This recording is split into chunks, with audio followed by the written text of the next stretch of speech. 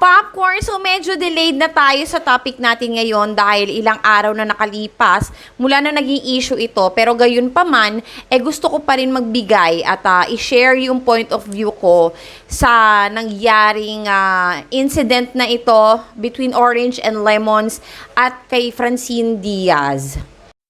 So sa mga hindi pa nakakapanood, eto i-share ko sa inyo yung kaunting snippets ng naganap doon sa event sa Occidental Mindoro noong April 30.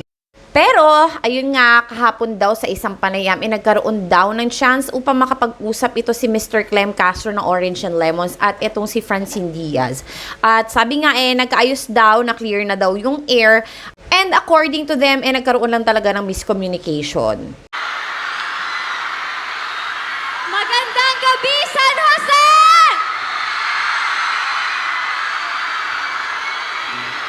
Okay. Ako po ay talagang dumalaw lang sa inyong lugar. Kaya naman po para sa aking nag-iisang kanta, may isang request lang po ako. Pwede po ba ako mag-request sa inyo? Pwede nyo ba akong sabayan? Pwede po ba? Okay, song please play. Sabayan niyo ako ha. Malay niyo may sumabay din sa akin bigla. Sa end ng song.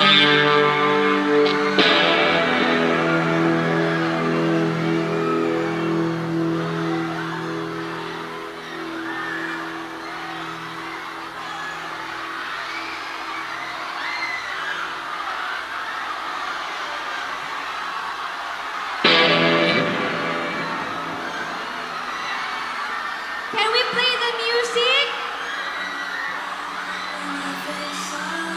I close my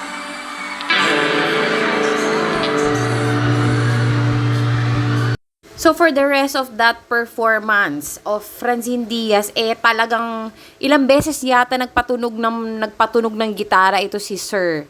Feeling ko kasi ito Orange and Lemons, hindi nila kilala ito si Francine Diaz. Siguro akala nila starlet lang si Francine at hindi nila akalain na big star ito sa ABS-CBN. Yun ang tingin ko ha. Kaya ganyan yung pagdi-disrespect nila. Should I say disrespect? Kasi feeling ko mga old school na artista lang yung mga kilala nila. Charot lang. Anyways, ayun nga. Makikita natin dyan by the end of the video. Ayun, nag-walk out si Sir. May pag-walkout na naganap at talagang imbure na si Sir. Good morning. Okay pa ba kayo? Pasensya na sa lahat na naghihintay sa amin. Maraming nagme-message sa amin na bakit ngayon lang? Okay lang? Okay lang? May energy pa? Oo. Pero gusto ko lang manghihingi ng paunhin, pero kailangan kong sabihin to para sa mga artist na kasi dapat kaninang 11 pa kami dito eh. So sana naman walang sumisingit. Yun lang.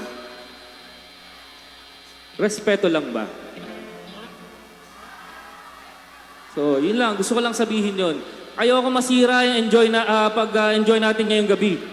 So, let's do this. Para sa lahat na nasa dilim! So, I think ang pinag-ugatan talaga ng lahat ng ito ay tama sila. Miscommunication talaga. Now, kasi ang dating nung nangyari, nagkaroon ng iringan sa part ng Orange and Lemons dahil nagbigay ng pahayag itong Orange and Lemons nung time na sumampa na sila to perform.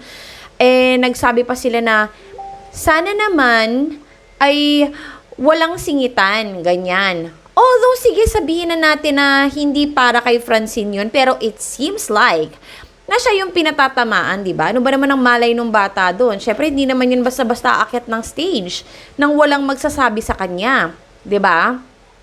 So, most likely, sa queuing ito ng performers, di ba? Dapat kasi, alam niyo sa totoo lang, eto mga ganitong events talagang kadalasan nagkakaroon talaga ng problema Yung mga ganito, lalo na sa flow ng program, talagang mahirap talaga magpa-event.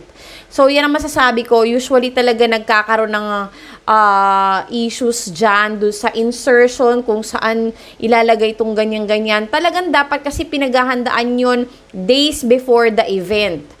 And according to sa nakalap natin na information, si Francine Diaz daw ay 7 p.m. pa dumating sa venue. So, ang tagal na niyang naghihintay doon. Tapos, ayun nga, to think na hindi naman siguro aakyat ng stage yan basta-basta. 'Di ba? Siguro, merong nagpa-cue sa kanya na, ikaw na, aakyat ka na ng stage. 'Di ba? So, ito naman si Francine, akala niya turn na niya talaga. 'Di ba? At nagkasabay nga itong Orange and Lemons at saka itong si Francine sa stage, which is, I don't think kasalanan ni Francine yon.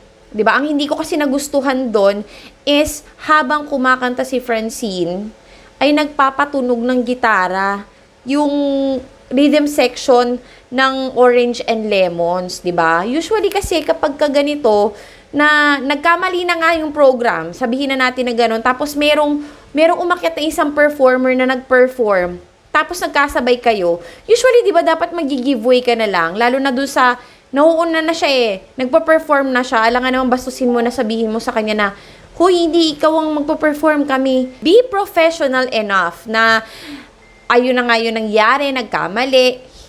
Sabi nila, hindi naman daw tumagal si Francine ng 10 minutes doon sa stage.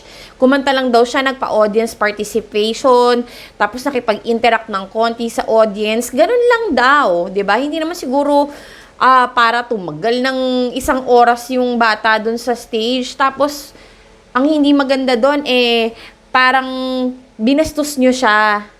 'Di ba? Yun kasi yung dating sa akin, parang binastos siya dahil habang kumakanta siya, ganun yung ginagawa. Alam naman na nagro-roll na yung kanta at kumakanta na siya. Kaya nga ito si Francine, pinakanta na lang yung audience dahil wala siyang marinig.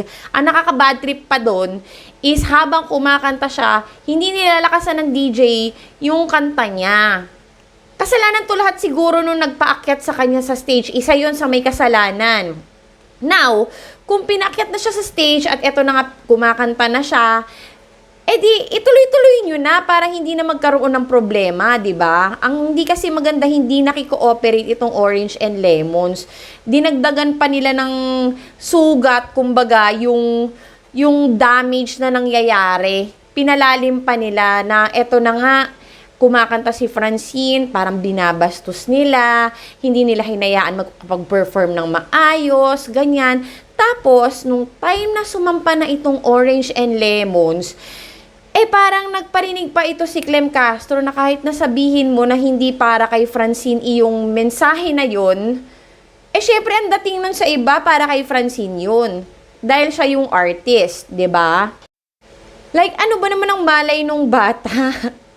'Di ba na ano yun, naakyat siya mag-isa sa stage. Pala desisyon siya. Umakyat na siya sa stage dahil gusto niya mag-perform dahil naiinip na siya, 'di ba? I don't think na ganun siya. Very humble nga yung bata nung time na in-interview siya ng ABS-CBN at sabi sa kanya, miscommunication, siya pa yung humihingi ng paumanhin na hindi daw kasi niya alam yung nangyari nung time na yon, na parang naguluhan din siya, ganyan. At least umaamin yung bata na meron din siyang fault doon sa nangyari. Siguro ito naman sa side ng Orange and Lemons kay Mr. Clem Castro, siguro napipiko na rin siya nung time na yon, malay ba natin baka naiinip na rin. Tapos nga dahil nga walang maayos na program, nag-iinit na rin yung ulo niya. Alam naman natin na medyo elderly na itong Orange and Lemons, diba? So, parang ganun yung naging dating. Actually, sa mga ganito dapat talaga, pag may top performers ka sa event mo, dapat pinaghahandaan mo ng husto yung program. Tsaka yung queuing ng performers, very, very important yan. Para hindi nagkakagulo, nagkakasala-salabat, ganyan. Tapos ending, yung mga performers yung nag-aaway, di ba nagkakapikunan, ito tuloy yung nangyari. Mabuti na lang kamo at mabait na bata ito si Francine. Siyempre, hindi naman siya para pumatol sa elders, di ba? At ito nga, siya pa yung nagsusorry at humihingi ng paumanhin, which is a very good gesture. And bumilib ako sa kanya sa part na yun. So that's it for today's video and I'll see you on my next vlog. Please don't forget to subscribe and hit the notification bell para updated ka sa latest ganap at chika sa Pinas. Thank you for watching and bye for now. This is Auntie Mama ng Rizal. I'll see you on my next vlog. Ta-ta!